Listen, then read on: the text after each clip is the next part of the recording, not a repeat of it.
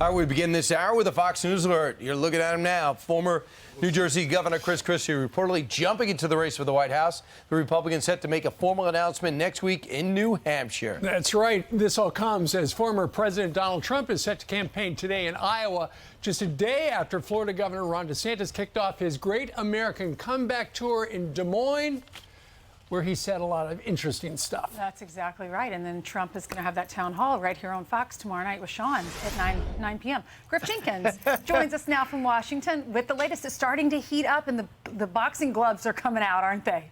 It sure is. Ainsley, Stephen, Brian, good morning. In fact, we're 525 days until the general election day, and yet this news, courtesy of Axios, scooping that former New Jersey Governor Chris Christie will enter the race next Tuesday in New Hampshire at St. Anselm College, which we are all very familiar with, in a town hall. His campaign manager, Maria Camella, will be a familiar face on the trail, and of course, Christie has made no bones about his dislike for former President Trump, of which he was an ardent supporter in the early days. So this is going to get very interesting, although Christie skipping Iowa, which is, of course, where everybody starts their campaigns, including Ron DeSantis, who in his first campaign speech in Iowa yesterday, and by the way, he's trailing Trump by more than 30 points nationally, but he wasted no time diving right into the former president's signature issue. Watch this. I'm frustrated on things like the border because I've been listening to these politicians talk about securing the border for years and years and years. And I can tell you, if I'm president, this will finally be the time where we bring this issue to a conclusion. We will reestablish the sovereignty of this nation. We will declare a national emergency about the border. And DeSantis also defending his record dealing with COVID, slamming Trump for suggesting New York's governor did a better job. The former president's now attacking me, saying that Cuomo did better handling COVID than Florida did. I can tell you this.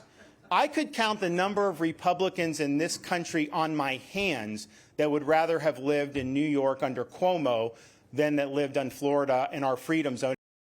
The former president was watching that and fired back on Truth Social, writing, under Ron DeSanctimonious as governor, Florida was the third worst state in deaths by COVID. So why do they say that DeSantis did a good job? New York had fewer deaths. Also, he shut down the state and even its beaches, unlike other Republican governors.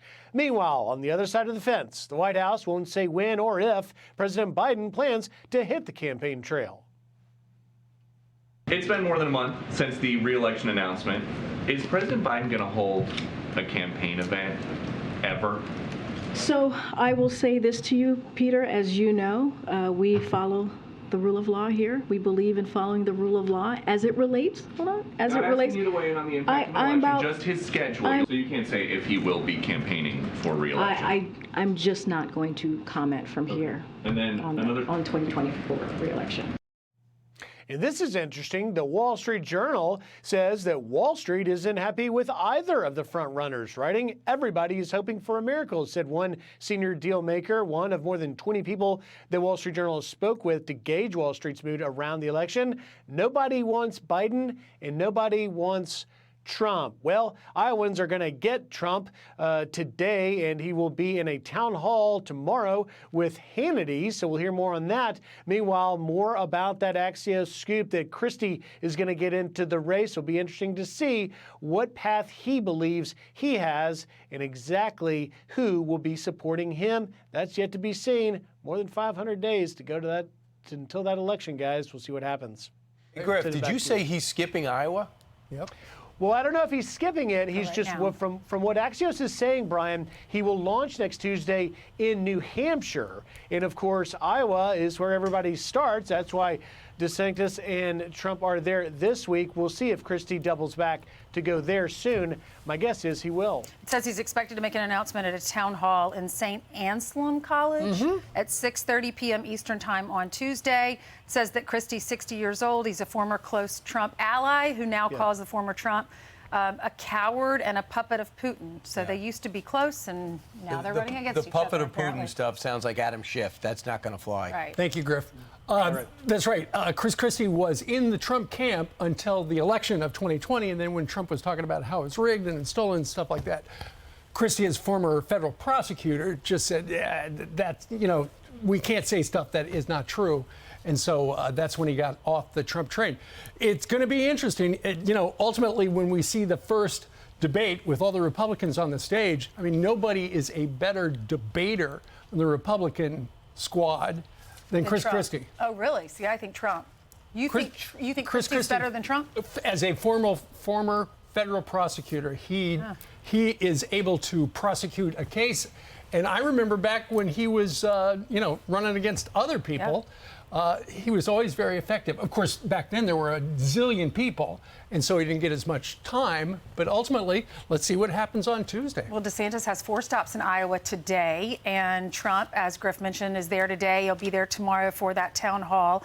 And DeSantis is going back to Iowa this weekend because he says he's going to join Joni Ernst's Roast and Ride event that a lot of candidates will be joining her at this weekend as well. Then tomorrow he's going to New Hampshire, and Friday he'll be in South Carolina. And he has this super PAC. They've hired political operatives in Iowa to build up the field operation. They've sent out all these mailers, organized events, and showcased endorsements by state lawmakers. And Trump's advisor was asked about this, Chris LaCivita, and he said anyone underestimating President Trump's willingness to campaign is making a huge mistake. Right. People will see plenty of Donald Trump.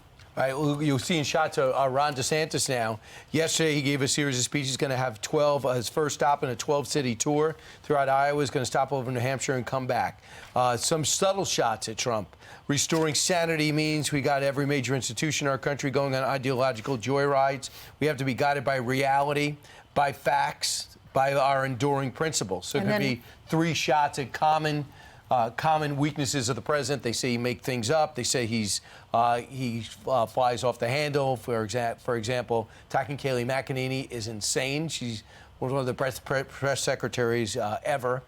Dana Perino, as Ari Fleischer are watching too, just saying she was fantastic. But she's an analyst now. She doesn't work for any campaign.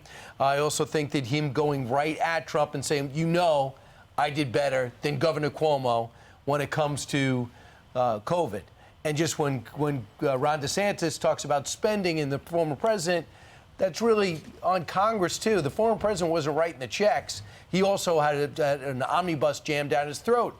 Maybe as a president, he shouldn't have signed it, but that was given to him by Paul Ryan as Speaker and Mitch McConnell as Majority Leader. Trump's been going after DeSantis, and DeSantis, up until recently, maybe even last night, he wasn't really going after Trump, and now he is, because Trump has said he's raised taxes. We've seen all the commercials where he says that DeSantis is not loyal. He wouldn't have become governor if it weren't for Trump. And he talked about what Griff mentioned, that New York had fewer deaths during COVID than Florida. But then DeSantis said something last night. He said, I'm going to fight back. He said, hell, his whole family moved to Florida under my governorship. Are you kidding me? And criticized him for not finishing the wall when he talked about the border. Yeah, see, I don't blame Trump on that. You can't blame Trump. Trump had to repurpose defense funding to do it and got criticism for it. And it's now laying in the desert because Joe Biden won't do what we paid for, and that's to finish it. Well, and one other point of difference between Trump and DeSantis is on the issue of abortion. Trump has been very critical of abortion. He said it was an issue that dragged down the 2022 midterms and impacted a lot of Republican races. And he, Steve Doocy, who is a radio guy in Iowa, thinks that Trump probably lost a lot of evangelical voters in Iowa because of those comments.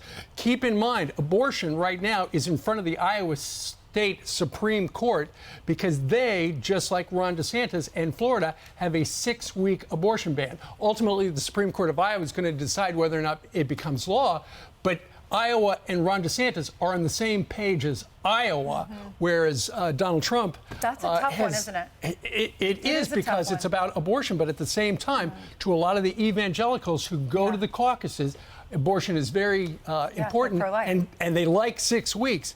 Donald Trump does not. Yeah, and if you asked Ron DeSantis, that was his conviction. He felt like that's what he needed to do. Right. He's pro-life. And Donald Trump might be pro-life, but might not want to focus on that because there are a lot of moderates that don't want the 6 And he was looking at the political ramifications. Yep. In the general, it might be one thing, but when you're in the primary, right. you've got to appeal to primary true. voters. Right, and some of the primary voters want control in their state on when it comes to abortion rights. And that's what's Trump's point. I want to give it back to the states, and let Supreme Court justices decide the constitutionality of it. I'm Steve Doocy. I'm Brian Kilmeade. And I'm Ainsley Earhart. And click here to subscribe to the Fox News YouTube page to catch our hottest interviews and most compelling analysis.